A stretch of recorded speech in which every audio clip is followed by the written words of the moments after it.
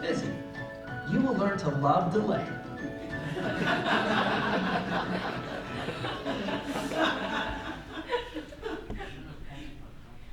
Okay. Even after yesterday's home? Even after yesterday. I should have bought Fizzy. Okay. All right, so here's how it works. This is also from the Fizzy website, and just a different portion of the website. Their first is a simulation in advance. Sorry. Just have fun with it too. It just goes to the next video. Don't worry about this. No worries. Okay, excellent, thank you. Crystal's talking about. Thank you. So you just enter your ticket number, then you personalize your coverage. They give you, it looks like a wizard where you make some choices. How much do I want to be compensated, et cetera, and that in your premium changes, right? Absolutely user-friendly. Then you just tell them who you are. Then you subscribe by making a payment off of a credit card. Then, if there is a delay, then you automatically get money put into a designated bank account. It doesn't use Bitcoin, but it could, but it uses regular currency.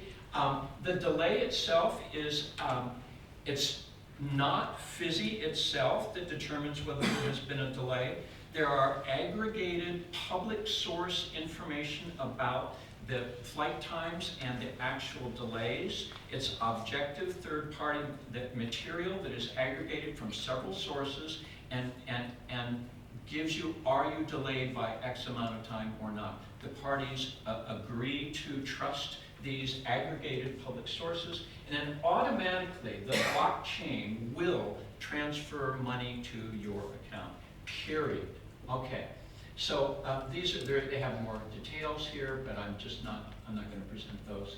So the Fizzy contract here illustrates two distinct ways of simplifying the substance of contracts, and thus opening itself out to that animation and that very friendly user formatting. First, the Fizzy product is very, very simple. It insures against a single risk, which is flight delay, right? So you want to simplify the content, sell something simple, okay? In exchange for money, right? That's it. Now, that seems, well, not many contracts are really like that. Actually, a lot of contracts are really like that. A lot of contracts are just for the purchases of goods, which are nearly as simple as that. You got some implied warranties that you can't escape, or some delivery terms, but almost, okay? And presumably your wizard could run you through that a little bit.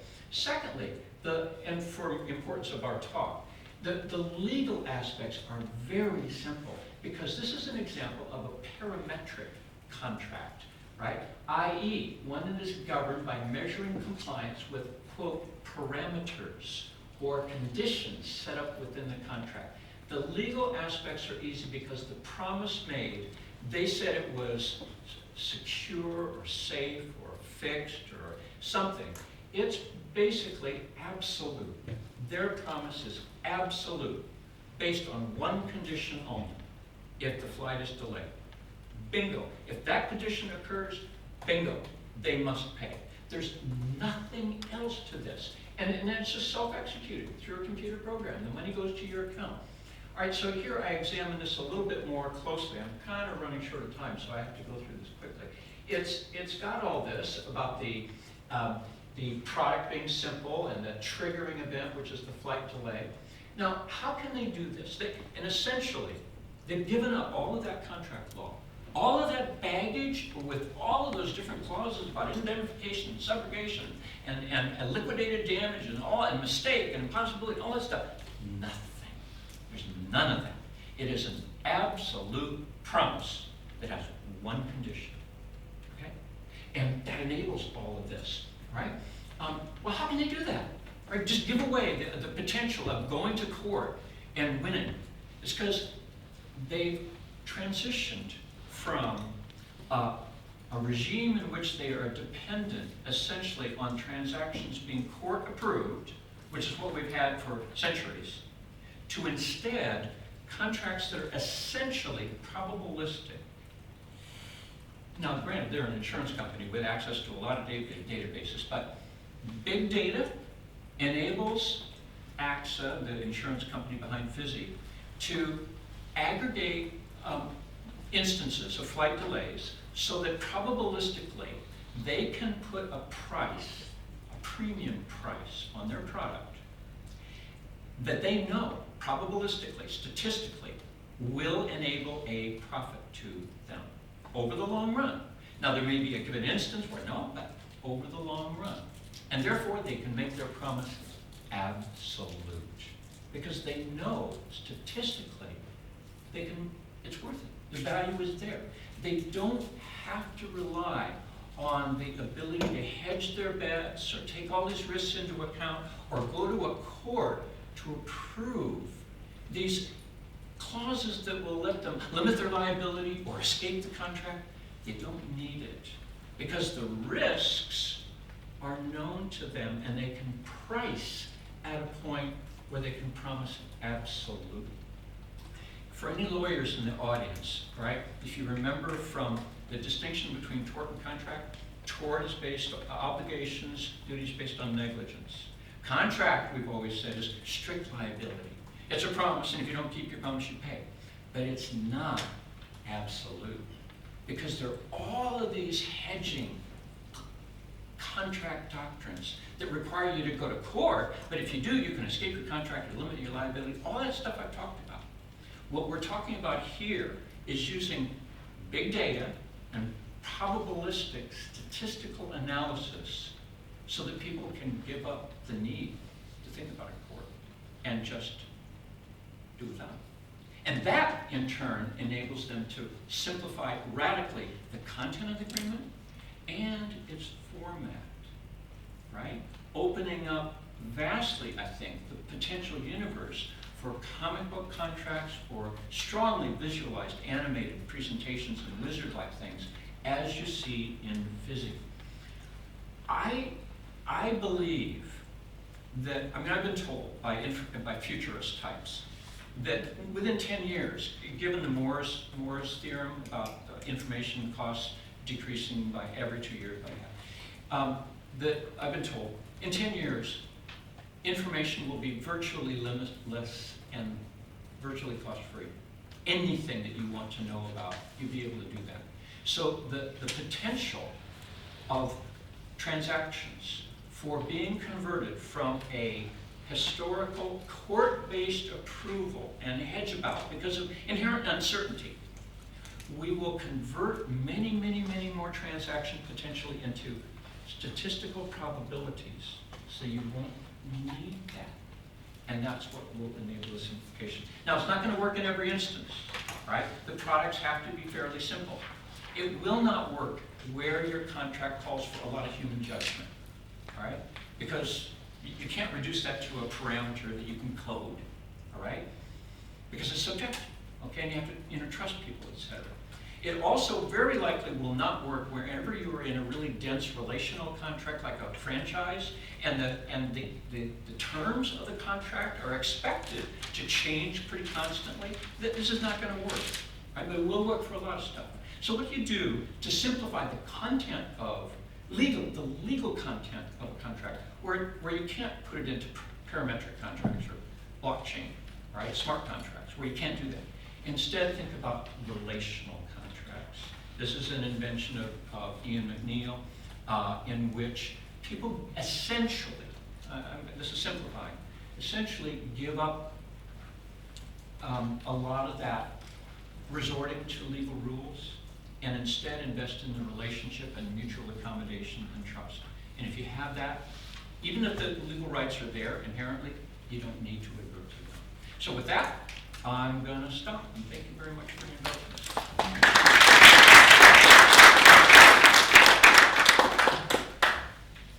So there'll be an opportunity to ask questions after Helena's presentation. I think many of these questions might be answered by hers. So thank you. I'll hand over to Helena Hafdu from the University of Vaasa. Am I allowed to say correctly? Thank you. Yes. Okay. Because they're paying for her trip. She's here as University of Vaasa representative, but she is also the head of the Proactive Think Tank, which is a very important organization for innovating law.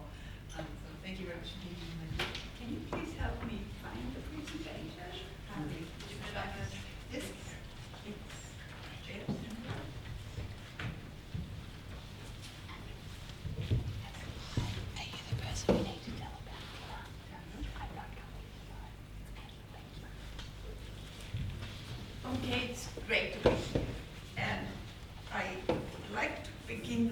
introducing myself and mentioning proactive law.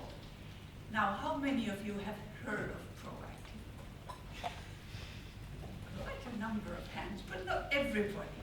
I have been doing proactive law for a long time. I started as an in-house counsel, and for in-house people, proactive law is really what we do, even if we do not call it proactive or preventive law. And when I say that I do proactive law, then many clients wonder what that might be.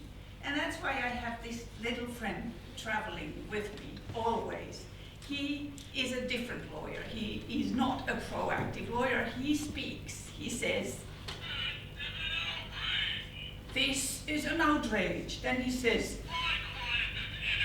"My client is innocent." Okay? And he says, "I'll see you in court." That's his famous sentence. And then he says,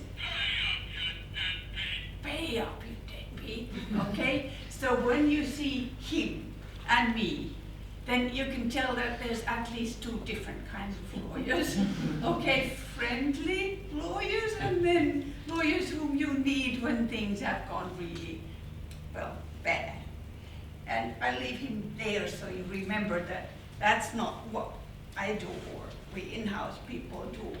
I have been fortunate to work as a lawyer designer team for quite a long time.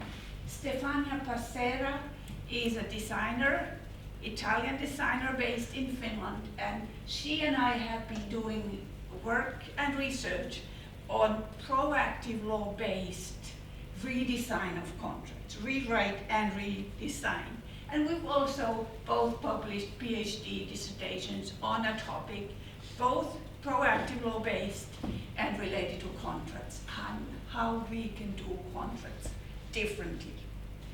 So we have also written lighter pieces. If you're interested, I have a collection of resources that you can look up afterwards. So there's stuff to read, and we've been writing about visual law, visual contracts for quite some time. I'm based in Helsinki, Finland, and this is our office. We do contract design, contract coaching, and contract courses.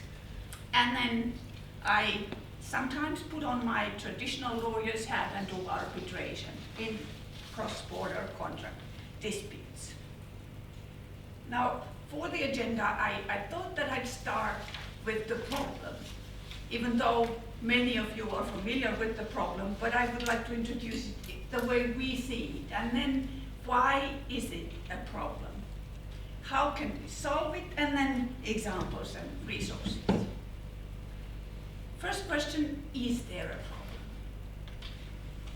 If you are a law firm or a lawyer billing by the hour, then you might say no problem there. So we are really not interested, they might say, in what you do. Here's somebody I'm citing, this is not me, somebody from Scotland saying companies continue to pay their lawyers first for drafting contracts that only the lawyers can understand, and second for interpreting what those contracts mean. So if your business model is like that, then there is no problem with the current contracts. But we are here, and I think we think differently. There is a problem, and we know the problem is that contracts just don't work. They are so complex, they are neither machine readable nor truly, genuinely human readable. And people don't like them, nor do they like us lawyers who draft them. There's just so much complexity in the process and in the documents, and too much for anyone to handle, as we have already seen and will see more. And it doesn't go away, it's getting more rather than less, this complexity in contracting. Here's ISCCM. How many of you are familiar with the abbreviation of ISCCM? The International Association for Contract and Commercial Management. We have a representative here among us.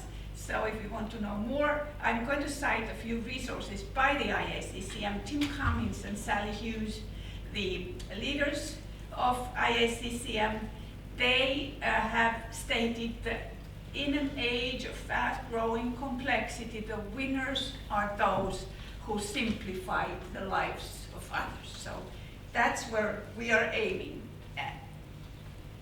People currently just think that why should I read the contracts? There's an expert in our company, or there's somebody who drafted this, so I don't personally want to get involved.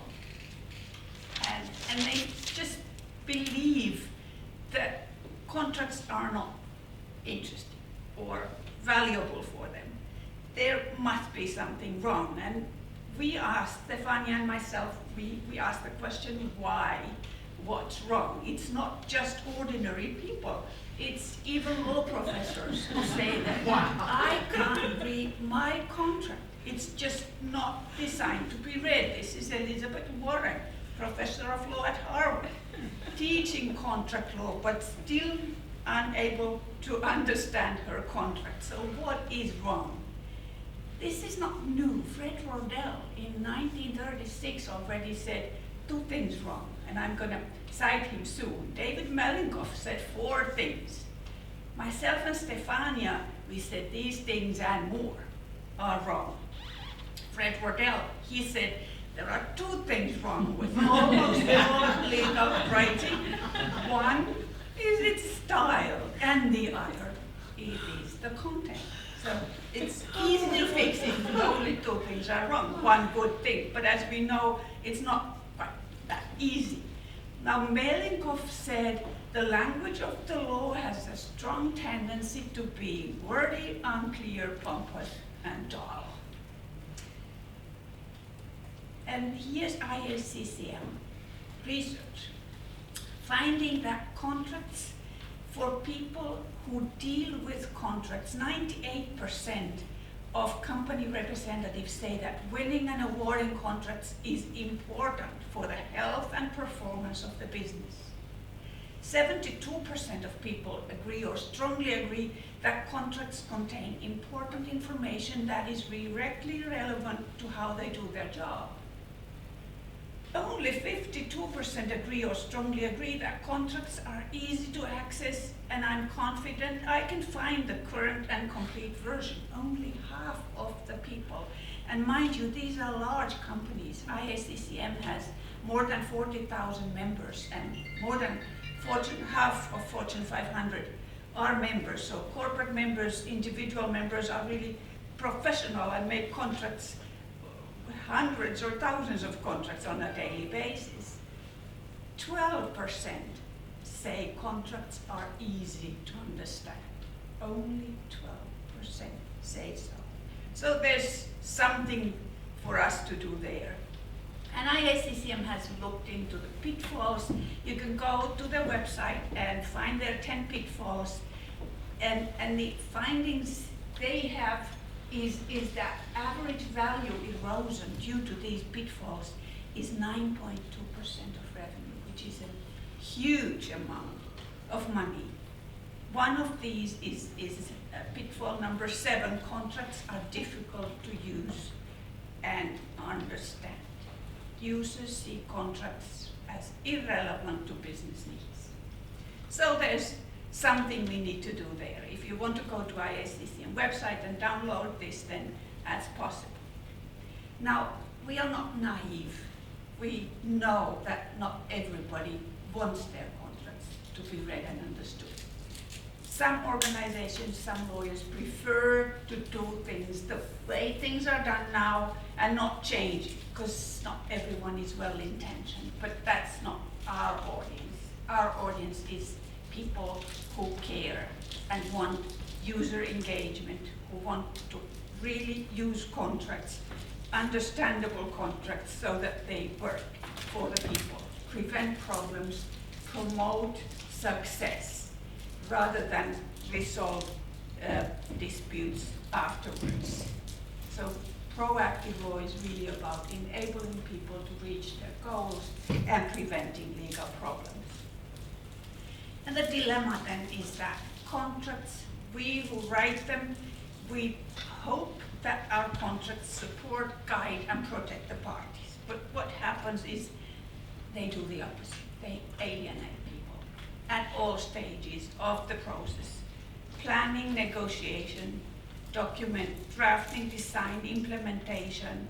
We don't really engage people, and contracts could do so much more if we did. Preventive law, which is really behind the idea of proactive law. Lou Brown already in 1950 said it usually costs less to avoid getting into trouble than to pay for getting out of trouble.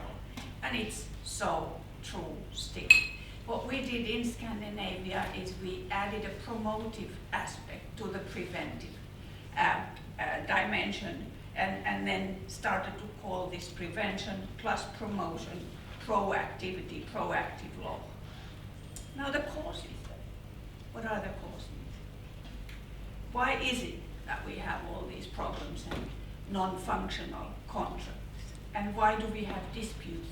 Why don't people read their contracts or understand their contracts? Now here's my finding about how some clients think.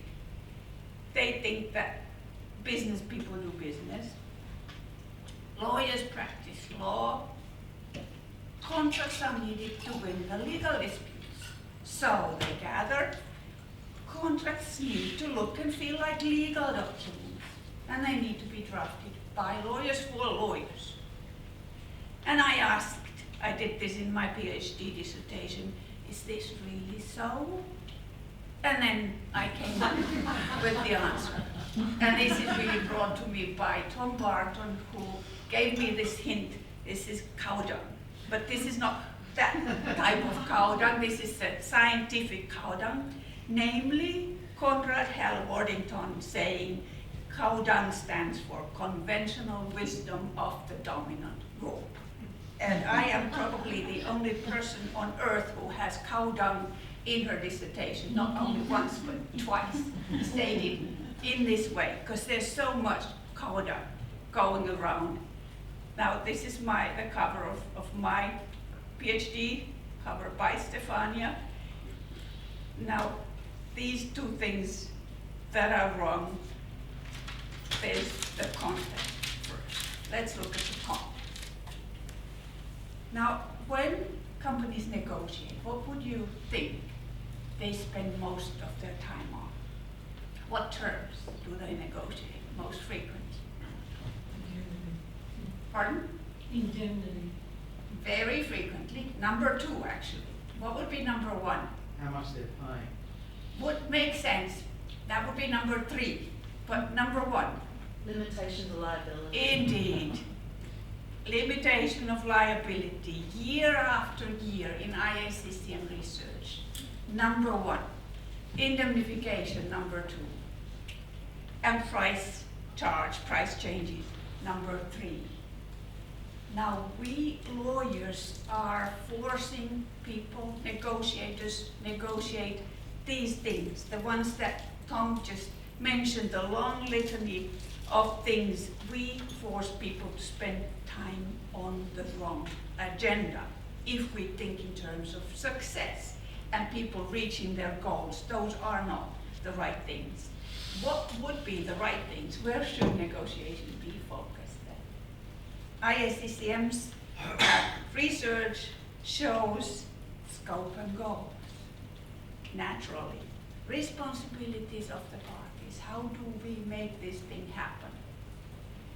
Number three, service levels. These results and many other interesting things you can find on the IACCM website, and I would encourage you to look them up. They do these kinds of research every year, and so many years limitation of liability has been the number one, indemnity the number two on the list. So content, that's really the wrong agenda from the proactive law point of view. And who's the chief culprit? Yeah. Here's somebody saying contract lawyers are copy and paste monkeys. And I'm afraid we are. We use templates and language and clause libraries and copy paste these things, and then we just add to the content the same kind of content. And it's understandable. All of us who do contracts, we are taught that someday somebody will read it with ill will, hoping to find something wrong with it. And that's why we need to be as precise as we can. So we lawyers are like that, and we haven't been questioned about that. Then if content is wrong, how about style? And you might ask, what style? This is something that is used for public procurement. Civil servants use this on a daily basis. In Finland, it's the Ministry of Finance, and there's tens of pages of this.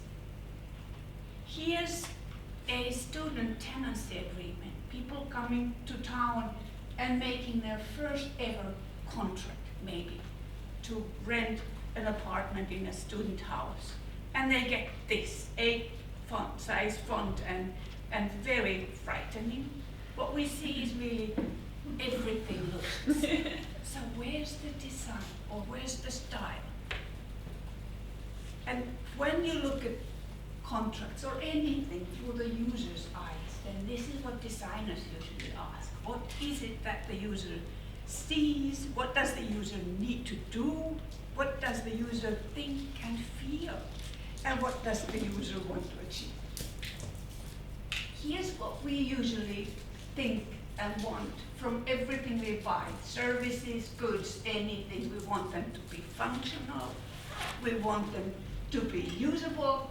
And then we want a good user experience. And when we started some 10 years ago, these things were not at all discussed in the context of contracts. Just not there.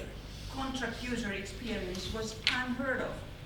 But now, when we look at the user's feelings, then we hear that contracts are risky and scary and full of legalese, too complex, expensive, and hard to work with. So the UX, the user experience, is horrible. And this is what inspired Stefania and myself to do something about this. And here's how we thought we can make it. We first thought that we need to make the current paradigm visible, and then challenge it. Identify the problems and their causes, and then respond to them, and adopt a new mindset, new approach, proactive approach. So for us, the proactive approach has been the vision, and then legal design, contract design has been the way to make it happen, to bring it to everything we do, our work products and everything else we do. And we really feel that we can change the world of contracting for the better by viewing contracts differently, designing them differently, and then when that happens, they will better serve their proper purpose and their potential. So we focus on content and how it is presented. And then the user, we put the user in the center. And for us, the user is not the judge, it is the parties. A proactive contract, this is one of the old early citations. Linda Berger-Walliser, Robert Bird, and myself, we wrote about proactive contracts, being contracts that are crafted for the parties, the people in charge of implementation, not for a judge. And we, with these contracts, seek to align and express the interests of both sides and create value for both. So not just one side, the client, but the client and the client's client or supplier. And this new perspective that we see is moving from contracts being merely legal tools to contracts being business and managerial tools. And there is this gap, which we need to bridge. And we have found that we can bridge it with a new mindset, new approach to proactive law, from smart to wise contracts, and then new design. How many of you are familiar with legal design? Margaret Hagan. Some of you are. That's an interesting approach to merging design thinking and law. And Margaret works on all the levels on her pyramid. Stefania and I have mainly worked on information design and then on product or service design. Margaret has a wonderful book. She calls it a prototype of a book on the internet, and also a workbook that goes along with it. So if you're interested, I would encourage you to go and have a look.